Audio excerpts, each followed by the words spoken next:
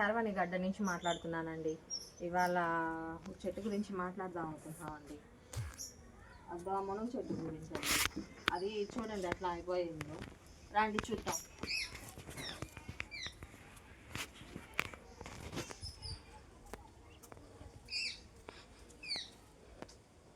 ఏంటో మరి ఎందువల్ల ఇట్లా అయిపోతుందో తెలియట్లేదండి. ఇది పందికొక్కుల్లో వేసాయో మరి చెల్లు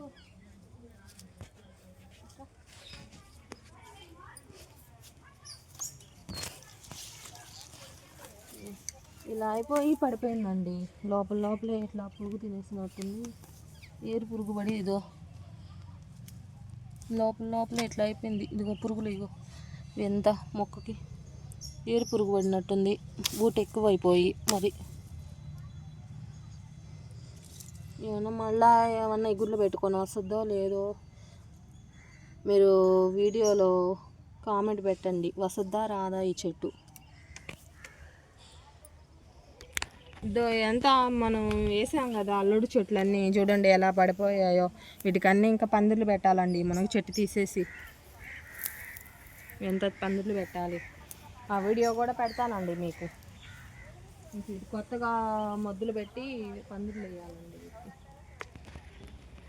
నుంచి చాలా గొప్పగా చెప్పాను కదా, ఇట్లా ఉంది వెండిపోయి మళ్ళీ వచ్చిందని. ఇదిగో చూడండి పూత ఎలా వచ్చిందో. అసలు ఈ చెట్టు చూస్తుంటే నాకు కడుపు మండిపోతూ ఉందండి. చూడండి ఎట్లా అయిపోయింది. ఈ చెట్టుని శుభ్రంగా తీసేసి మళ్ళీ కొత్తగా ఇంకా ఏమన్నా ఇగురు మొదట్లో వస్తే దాన్నన్నా జాగ్రత్తగా చేసుకొని వస్తానండి.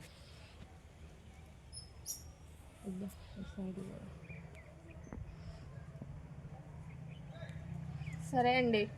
ఈ వీడియో కానీ మీకు నచ్చినట్టయితే లైక్ చేసి మీ ఆలోచనలు కామెంట్ పెట్టండి. బాయ్ అండి. ఈ చెట్టు కానీ మళ్ళా కానీ వస్తుంది అని మీకు కానీ ఆలోచన కానీ ఉంటే మీ ఆలోచన కామెంట్ పెట్టండి. బాయ్ అండి.